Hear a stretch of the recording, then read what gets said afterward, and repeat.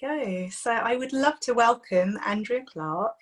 She is an amazing woman who does lots of things: holistic pelvic care, reproductive reflexology, womb massage therapy, energy field healing, and lots more.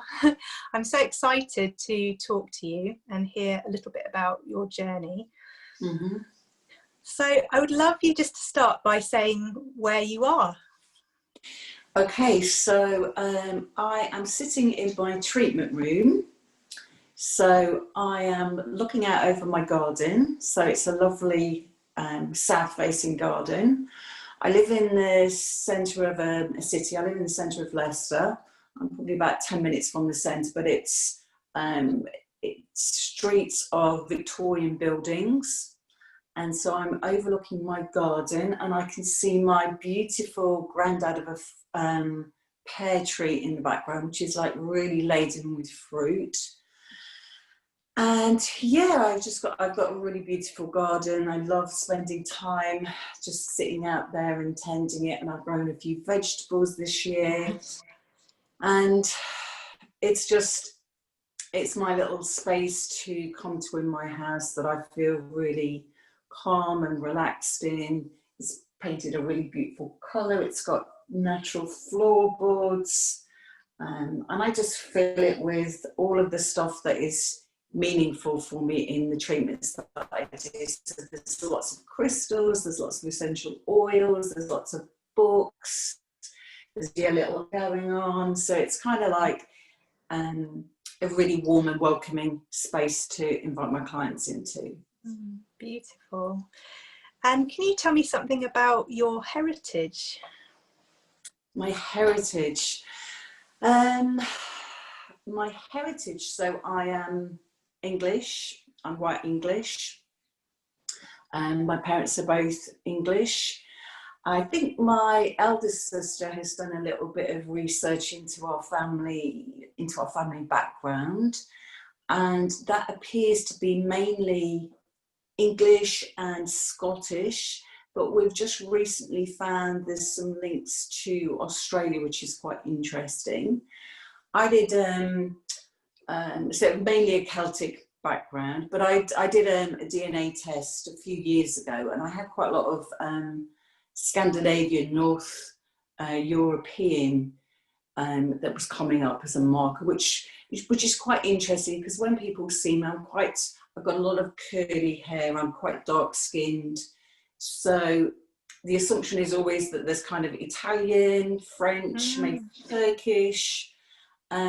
So we kind of yet to kind of unravel where the darker skinned and the curly hair comes from. But and I'm not like my brothers and sisters; they don't look like me particularly. Although there's obviously there's a family resemblance there. But yeah, so from the UK, and I've always lived in the UK. I've lived in Leicester. I've lived in Canterbury. I've lived in London. And we will be making our move down to the coast at some point in the next couple of years to be by the sea. Oh, how exciting. Now, before we get into what exactly it is that you do, I'd love to hear about what you were like as a girl. So maybe around the age of 10, if you can think back. Because, for example, I was really shy, and I think some people would find that hard to believe now when I do lots of talks and Yes, absolutely. That would probably be one of the first things that I would say. So definitely quite shy, definitely quite introverted. I was the youngest of 4 kids, so there was 4 of us all under the age of 6 at the time. So I was brought up in the 60s and 70s, so way back.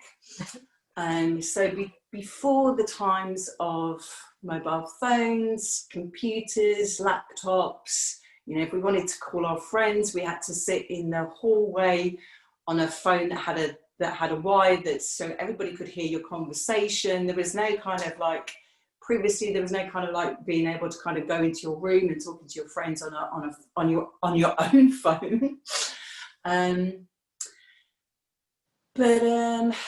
Yeah, I think it was quite an interesting childhood in my parents didn't really encourage us to delve into our creativity in the way that I have chosen to model my own daughter. So my daughter is now 24, she's an only child.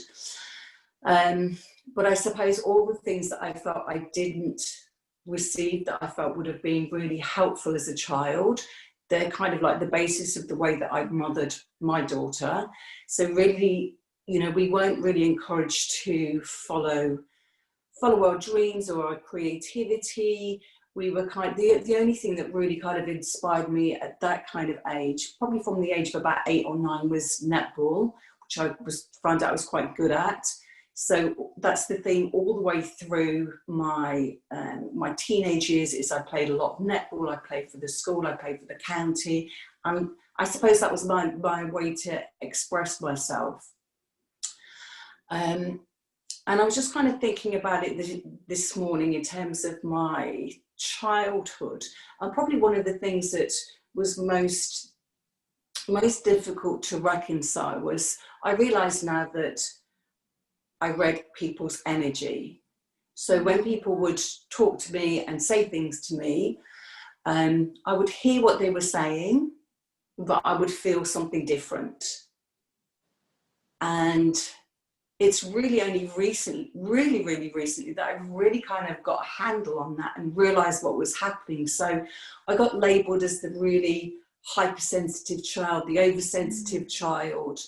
So I really had a sense in my younger days of not being heard and not being listened to, and not having, I think the main thing was not having my feelings validated. It was like, you're being told this is how it is, but I was feeling something quite different. So it's kind of, unbeknownst to myself, reading the energy and the emotion of what the other person was saying. And then I think you find that when that's not validated in any way, it creates a disresonance, or, you know, a lack of harmony within yourself, because then you start to think that what you're feeling isn't how it is, because you're being told something different. So that's quite a difficult thing to kind of really understand. And as I say, I didn't really fully appreciate that until really quite recently. So that's, you know, maybe 40 years later.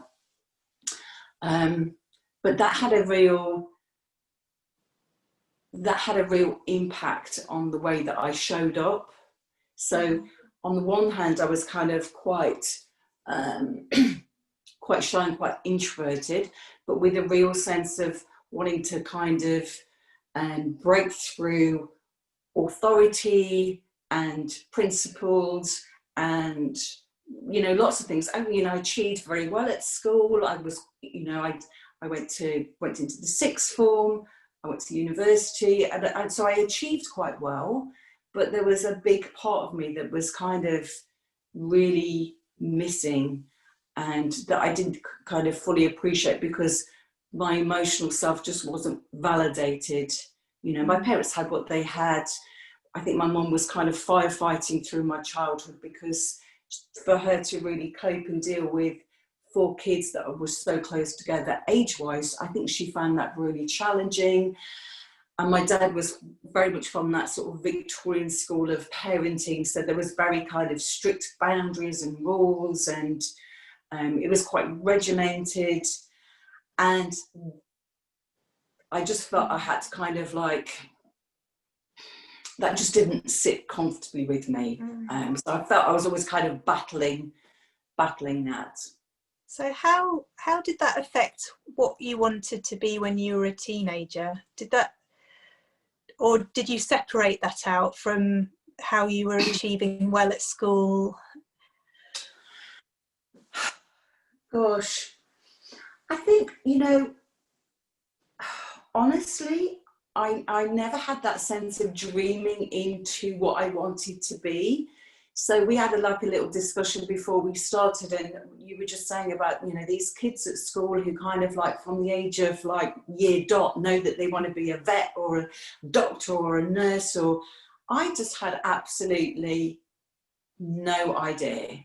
I had no idea. So I did a degree in economic and social history. I left university, then I came home for a year while I was kind of paying off my debts. I did some modelling for a swimwear and contour fashion department at my local college. Then I moved to London and I started working in fashion. But I still had no concept of what I wanted to do. My parents weren't. I was the first person in my entire family. So along with my cousins and everybody else, I was the first person to go to university. But my parents just had no skills to be able to support that process, because it was kind of like, I just felt I was kind of cast adrift down in Canterbury. And it wasn't a particularly happy time. And I suppose, all the way through my 20s as well, I felt I was kind of like cast adrift. My emotional self, I just found really difficult to cope with. I just didn't feel I had the skills and tools to work with that and really understand what was going on for me. There were lots of kind of like really dark days. I did a lot of things that I wouldn't say I regret, but certainly weren't very positive and helpful for me, because I was just kind of like, I suppose the biggest thing for me was trying to numb this emotional body that I just didn't know how to handle. I just didn't have the skills and tools available to me. So there was many dark days during that time. And I hung out with people that really weren't very positive for me, did lots of things that weren't positive, lots of relationships that were anything less than serving. And then I suppose had a real light bulb moment at the age of 29. And it was based around, I had an astrology reading, and I suppose that's when things started to kind of click and open for me, that I kind of started to understand there was a different way of being in the world, because I just always felt I was different. And I didn't know why I was different, but I just sensed that the way that I lived and felt probably wasn't quite the same as most other people. And so I think starting with that astrology reading, and then I got interested in crystals, and I started working with a hypnotherapist who had the most amazing sense of visual energy and how to work with energy. And I suppose at that point things started to shift and change for me, because I started to understand some of the reasons why I did the things that I did in my 20s. So things started to feel a little less dark, a little bit more manageable, a little bit more understandable. And so I suppose at the age of 29, I just embarked on a journey of self-discovery, which at 57 I am still on, I'm glad to say. As we all are in this line of work, this field of work. And at 32, I found I was pregnant with my daughter. And again, I kind of sought advice from the astrology that I'd seen a few years ago. And I was kind of like, should I stay where I am, or actually would it be more serving to kind of move back to the family home and be surrounded with a different energy and different people? And he was like, absolutely, that's what you need to do. And so I basically sold my flat, I left my job, and I went back home to live with my parents. It turned out to be for about a year. And it was, I find that really difficult for lots of reasons. So a 33-year-old going back to live at home with their parents. By that time, my parents had moved to a lovely house in the country. So there was lots of easier things about that. One massive thing I did was I bought a car, which stopped me from going mad. At least I was able to kind of move around and visit people. And then I think my daughter was probably, gosh, she was probably about 3 months old, and I did a weekend course on reflexology. And I think probably for the first time in my life, I found something that I wasn't just okay at and relatively good. It just kind of like lit a little fire inside me. I really found something that I really enjoyed, and I actually felt really quite good at it. And it felt like I was coming home. It felt like I knew what I was doing. I intuitively or instinctively knew what I was doing, and I found that my hands were, you know, had a really nice touch about them, and the kind of feedback I got was really good. So I kind of, like, a few months later, I decided to do a diploma of reflexology. Excuse me. And that was kind of like, that was the beginning of me finding my true self, finding my essence, finding what I was about. Because, you know, when we're all on this journey of complementary health or alternative health, we embark on our self-development, don't we? It's kind of like they go hand in hand. So as we kind of learn bits about ourselves, then we're able to share that with our clients, and it just becomes just a beautiful dance between our clients, because as we know, our clients always reflect our own stuff back on us in the most beautiful way. So as we're kind of learning and evolving and shifting and changing and working with our wounds and our traumas, we find that we kind of actually just naturally draw to us people who have similar patterns, similar experiences. It doesn't have to be exactly the same, but there's often a kind of, there's like a real similarity in what is going on for them. So you know, my main thing used to be working with women with emotional difficulties, because for me that was like a core thing for me to really get my head around and understand about myself. So that's kind of gradually shifted and changed through the years. So to begin with, my practice was for men and for women, and it was a much more generalized practice. And then probably about 10 years ago, I really kind of started to hone into something a little bit more specialized. So that's when the fertility reflexology came in. And so I kind of started to hone in more, working with women, working with fertility, women who'd experienced traumas, emotional traumas, sexual traumas. And then the next kind of big shift happened probably about 8 years ago, and I did some work with an Alvigo practitioner, which is the main abdominal massage. And then suddenly I discovered I'd got this womb. What age were you? Oh, what age were you then? Oh my gosh, my late 40s. So really, yeah, relatively late on.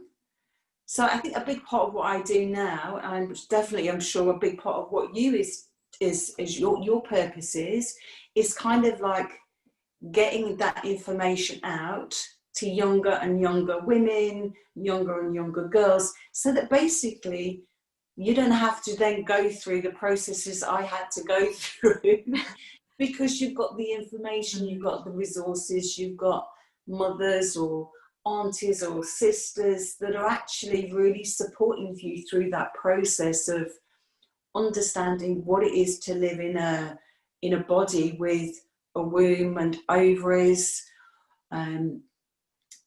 or what it is to be a woman. Can you say a bit more, when you're saying you sort of discovered that you had a womb? Can you explain to the listeners kind of, are you talking on an energy level or? Well, both really, because I think the thing is, what wasn't available to to somebody of my age was, we were, we had sex education at school, but guys, the boys got taken away, and they had conversations about wet dreams and things like that, and we got told about things like periods. It was kind of like, but the teachers who were teaching us probably didn't have that much comfort. They're working from a place of their own stuff. So how can you teach a child about the beauty of their bodies if you're not feeling that yourself? That's a really big ask, isn't it? So the work with your Vigo practitioner, we did like a workshop, and it was really the first time that I learnt the benefit of connecting with my womb. So learnt the art of doing things like yoni steaming, castor oil packs, self-abdominal massage, and also understanding the menstrual cycle. So this was like a complete revelation. Oh my, it just makes, I cannot tell you what a revelation it was. It's just like the first time I'd heard this. And I went from having period pain, so I'd had ever since my first period. So I was 11, I was quite young when I started my first period. I had breasts, I had hips, so I looked a lot older than I was at 11. I was the same height as I am now. I was probably a bit taller. I've probably shrunk a little bit since then.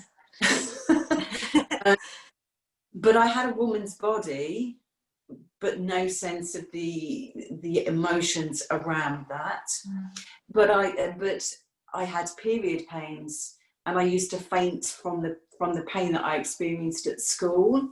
And there was many times my mum had to come and pick me up from school and take me home. But again, there was no resources around that other than take a painkiller, which even at that age, I was kind of like, that just didn't feel comfortable to do. I mean, I did do it sometimes because it was necessary, but it didn't feel comfortable. So I went from, the whole of my menstrual history and journey of pain, and it was only for like a day or so, 2 days probably. But then we were told, that's part of what it is to be a woman, and it's to be expected. All of that kind of misinformation, but purely because our mothers didn't have the information, And so I went from that history, menstrual history, to no pain with my menstrual period, with my bleed, within 2 or 3 months, within 2 or 3 cycles. It was quite phenomenal, the change. And I would say since then, I probably experienced maybe 1 or 2 bleeds that were uncomfortable, and they were usually kind of little signals to me. Maybe I'm doing a little bit too much, maybe I'm not resting and listening in, maybe I'm not kind of fully absorbing where I'm in the cycle, maybe I'm trying to push through that rather than sink into where I am in my menstrual cycle. So becoming aware of the physical womb space, but also the energetic womb space. So I think a big part of it for me is really understanding that there's an inner and outer flow to the menstrual cycle and to the womb and to the whole of the pelvic bowl. So by that I mean just looking to see if I've got my pelvis around anywhere. Oh, I have actually. Let me just get it. So if anybody does see the video, so this is kind of like, this is the pelvic bowl. So we've got the hip bones on both sides, we've got the sacrum and the coccyx at the back, and we've got the pubis, which I prefer to call the mind of Venus, because pubis comes from the root of pube, which is shame. So this is actually the shame bone. So this is fascinating for me. So we have the shame bone at the front, and we have the sacred bone at the back. Isn't that just crazy? Yeah. So my terminology for this is more like the Mount of Venus, because that sits more comfortably. That's beautiful. Yeah, so a big part of this is getting to love all of our juicy bits, all of which is held in this sacred little space. So this is the pelvic bowl. And I can't remember where I was and what I was saying. Yeah. Well, one thing I was going to ask you, because I know you train people now, don't you, in womb massage? And I think, Yes, I you do. know, Yeah. on a course like that, it's not that you only learn how to do the massage, but there's something in bringing women together and sharing the knowledge and normalizing talking about it that is so incredibly powerful. So when you go to a course like this, you get a lot more than the womb massage or whatever it is. Oh, absolutely. Yeah. I mean, I'm quite blessed, I think, with that teaching, because I just get to deliver all the juicy hands-on stuff. So I don't have to deal with any of the theory particularly. I mean, I'm talking about some of it as we're working, but all the theory is online and is taken either before or after the training. So my work is just to kind of get them to sink into working with this space in their body. So that particular massage is working the lower back and the sacrum and the coccyx, over the top of the glutes, so the bum cheeks, and then we work right the way down to the pubic bone at the front, and then right the way up to the rib cage. So just like tucked under the rib cage is the liver and the spleen and the solar plexus and the diaphragm, and then all the way through the digestive system.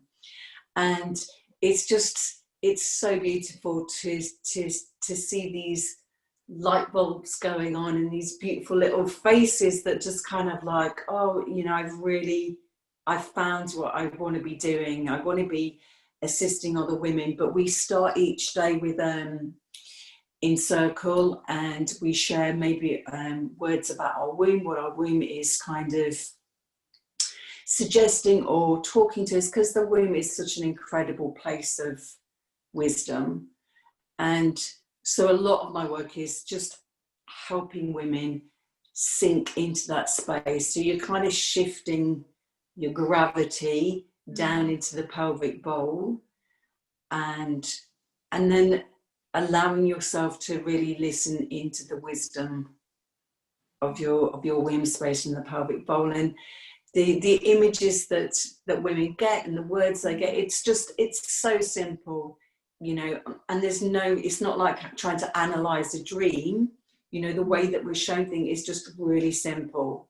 You know, there's no doubt about what you're being told and the wisdom that you're getting from that space. So yeah, we start off each day with from my heart to your heart, welcome, sister. And we do like a little anointing on the forehead.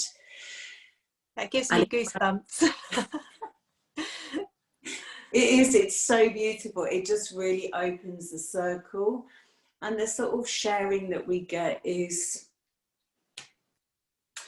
it just brings total joy. I wish people can see this, because I can feel my face is kind of like beaming. It's so joyful.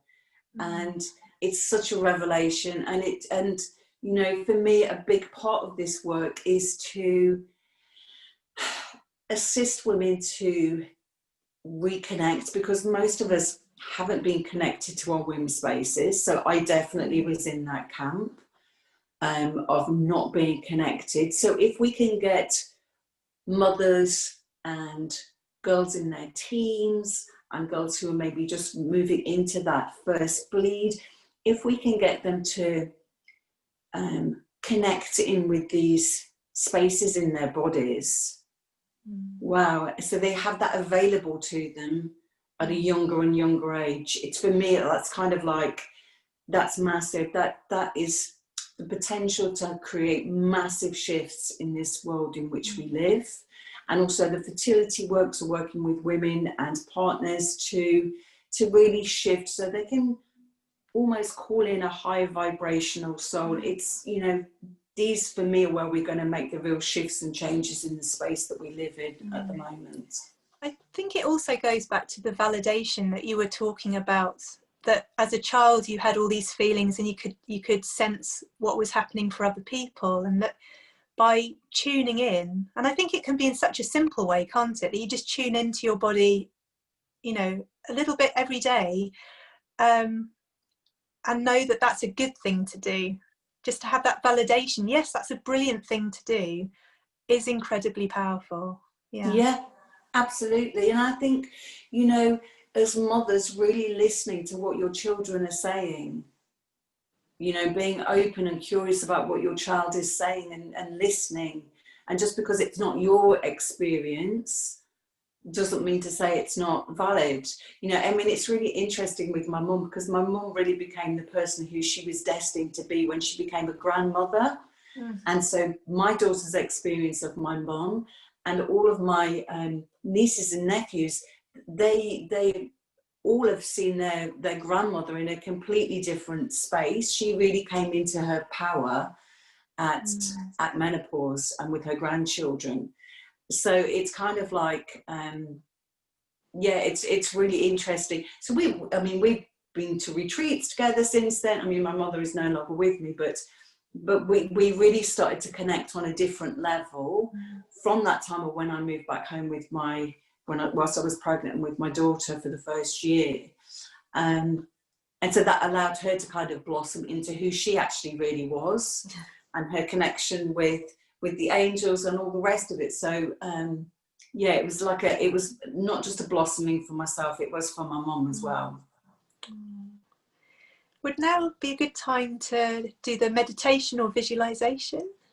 Absolutely, yes. So I just thought I'd do something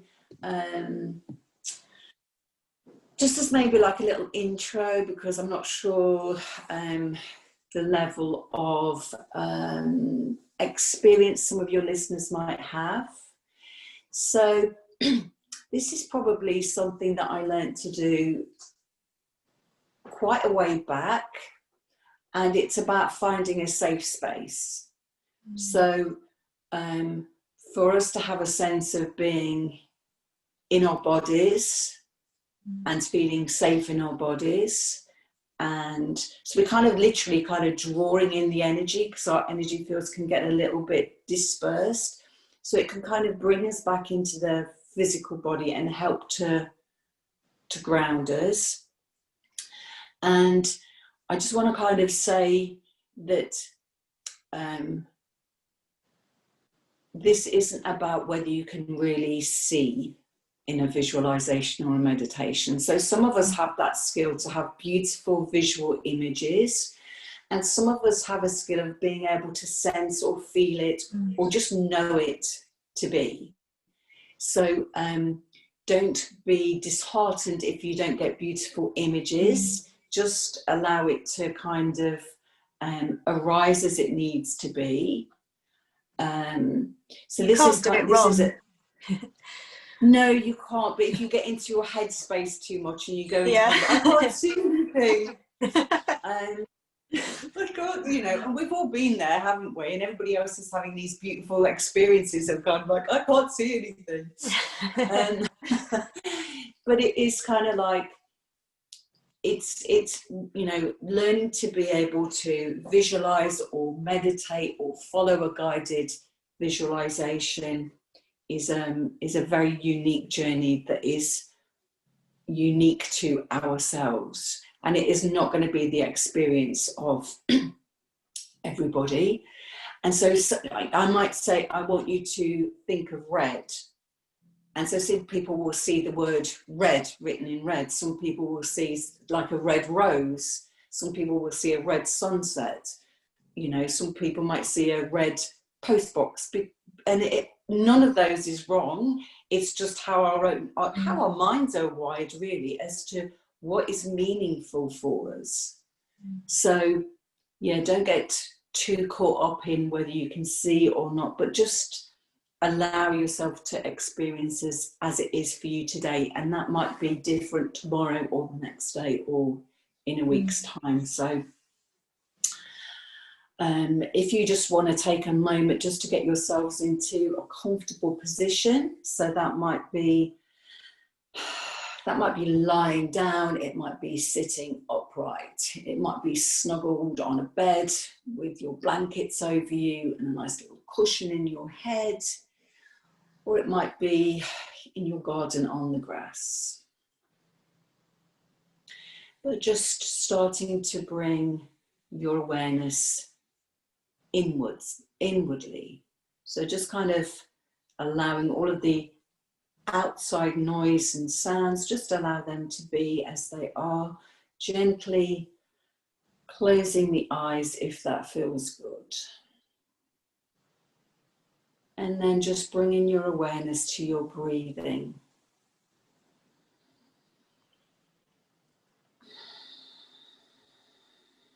And maybe if it feels good, just taking the breath a little bit deeper and a little bit longer, if that feels good for you today. Maybe feeling your shoulders start to soften and maybe your jaw begins to relax.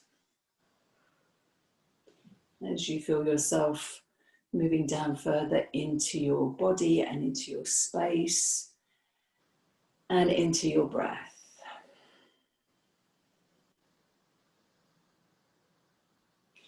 And maybe feeling your body touching the spaces where it touches the floor or your chair or your bed. Feeling yourself supported by whatever it is that is underneath you. And maybe even taking a bit of a sigh on the out breath as you relax down.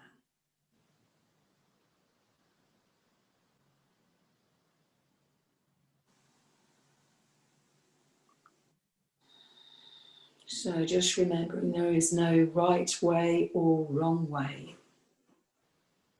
All of our experiences will be individual to us at this time in this space. And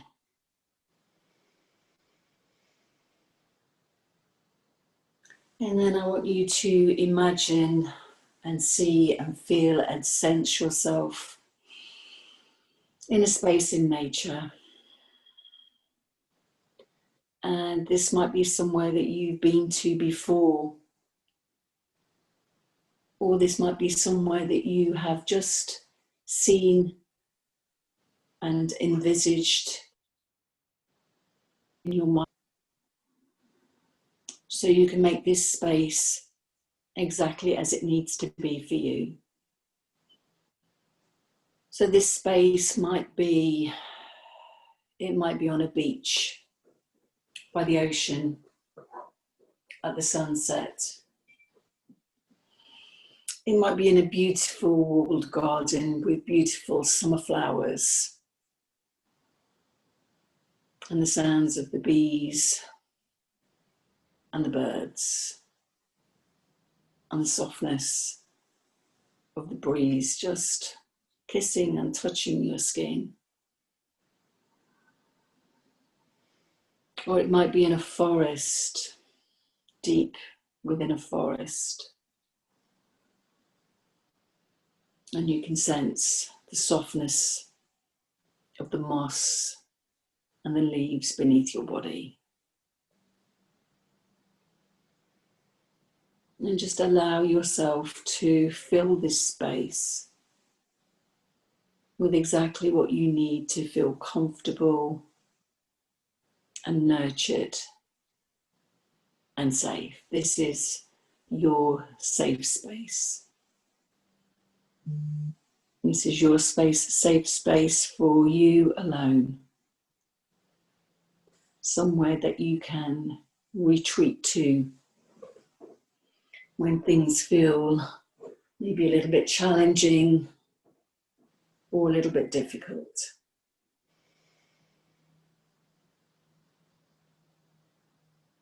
Sensing into the sounds around you.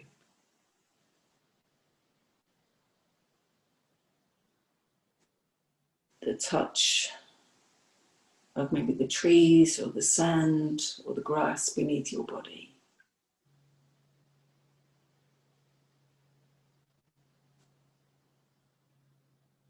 Filling this image with the sense of smell.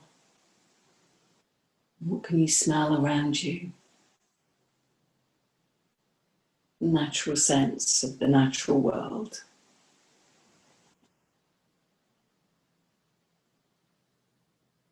Maybe feeling your body relaxing down a little bit more, a little bit deeper.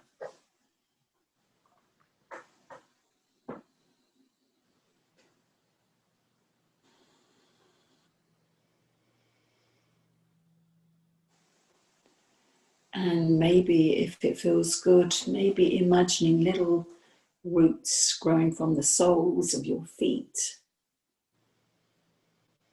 or little rootlets growing from your body.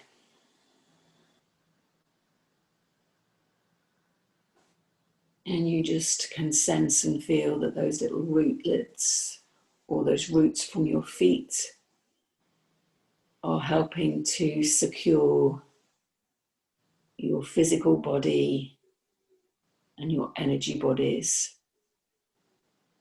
into the earth herself, the earth beneath your bodies.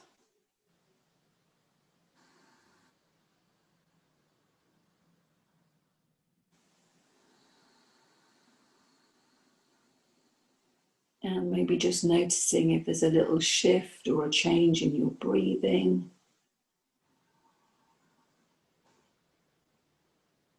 Maybe if you were feeling a little bit anxious before, maybe feeling a little less anxious and a little bit more able to relax and soften into this space.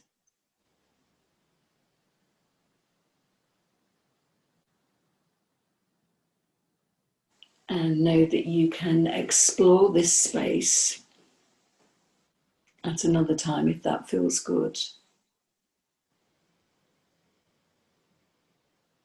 Or you can just stay in one space and fill it with all that you need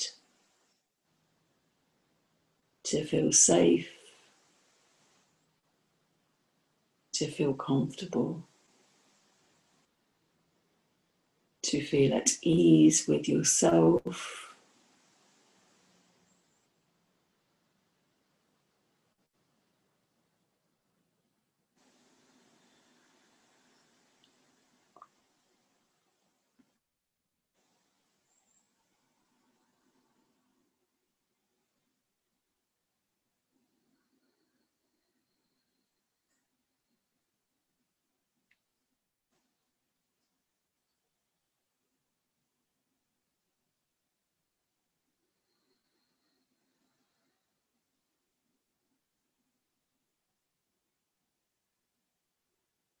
So we're just gently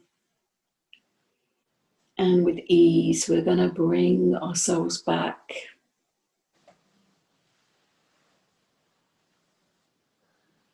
into the physical bodies,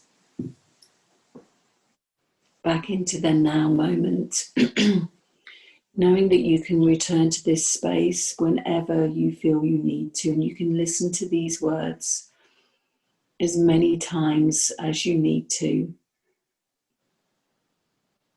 help you drift into this space of comfort and relaxation.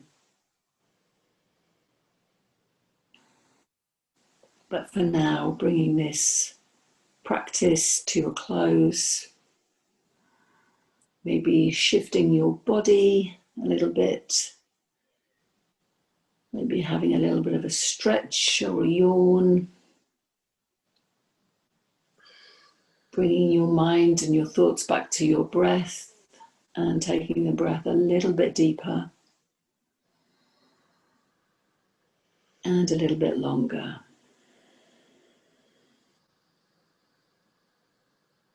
Bringing yourself back fully into your physical bodies and back into the now moment, back into the present time.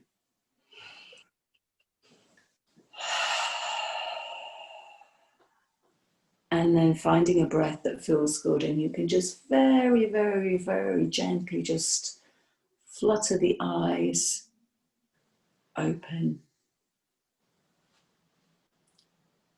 And maybe just thank yourself for what you've gifted yourself in that moment.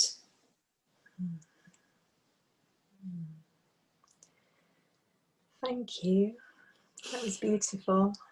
I feel very calm and centered and nurtured by that. It's just such a simple little thing to do. And I think, you know, the beauty of it is that you can do it a few times and listen to the words, and then you know, then you have the ability just to be able to do that yourself. And so you could do that. So for the younger girls that might be listening, you could do that when you're kind of going to sleep at night. You could maybe do that when you're having a bath. You could do that if there's kind of any stresses or anxieties, kind of like with your friends, or you just kind of need a little bit of time out. So you can just imagine yourself back in that space. When I first started doing that, mine was always in like an English walled garden, which is just something that I really love. But it can be wherever it needs to be for you. So that can shift and change. You could have like a little log cabin in the forest, you know, and you can make it exactly as it needs to be for you, which is kind of like the real juicy part of it. So you can be really creative about the space that you can kind of see or sense. Because the more I learn about the nervous system, it's either that we feel safe or we don't. It's very binary. There's not really much grey in between. You either feel, yeah, this is a safe situation, a safe conversation, a safe person that I'm talking to, or you don't. But having an exercise like that you can sink into to sort of help calm your nervous system is just so wonderful for kind of resetting, isn't it? Yeah, and it kind of like, you know, so if there's any conflict, it can just kind of detach you from that situation. And it's kind of like you can use it as like a little bit of a time out, you know, and just, as you say, just kind of reset, bring everything into center, ground everything, because that's one of the magnificent and beautiful things that the earth does for us, is she holds us, and she holds our energy. And if we don't experience that and feel that, that's when the energy kind of is up here around our heads, and we're kind of in an anxious state, and we're in a very mental process. So this kind of like does exactly the opposite and brings everything in and grounds it. And then we can kind of just kind of, you know, even if they're at school, actually, even if you're at school and things aren't going so well in your day, just take yourself to the toilets, sit on the toilet, and just literally for like a minute or 2 minutes, just imagine yourself in that space. And, you know, that's a really great way to kind of embolden yourself and help you to feel less scattered and more present and safer. Yeah. So I could talk to you for ages, but I wanted to finish with, how do cycles affect your creativity right now? So the stage of life you're in, is it more that you connect to a lunar cycle or the outer seasons, or what could you say about that? Yes. So I am postmenopausal, so I've not had a bleed now for I can never quite remember how many it is. I think it's 4, maybe 5, can't remember. So there was that transition from cycling with the menstrual cycle. So I would say more now it's a cycle with the moon. So we are actually on a full moon today, so my energy is probably a little bit ditzy and all over the place. But also, so there's kind of like the dark moon or the new moon and the full moon, those kind of two pivotal places I probably experience more strongly. Although with the full moon, if there's an eclipse, then I feel as though I'm in the exact opposite space of being in a dark moon. And so it makes a difference what is happening kind of like astrologically as to how I'm experiencing that. But then that's kind of, but then there'll be other cycles that it's the spring and the autumn that I feel more, so those polarities that I feel more aligned with in that particular cycle. Don't always feel all of it all the way through. And sometimes I can go through the whole gamut in a matter of hours or a day. You know, it's kind of post-menopausal, it's a bit more all available to you. But also, you know, how we experience, say, like the full moon in the summer is not going to be how we experience it in the autumn or the winter. I think those, definitely the outer seasons, those transitional points from summer to autumn particularly, I find that quite a difficult transition. I'm kind of like, oh, I don't want to go. I just kind of want to stay in the outer season of summer. So that is a difficult transition. But also the one from winter into spring is kind of a difficult one for me. So I know to be gentle with myself during those times. So do you try and not take on too many activities? And I'm definitely, I don't need to hibernate for as long maybe as I used to.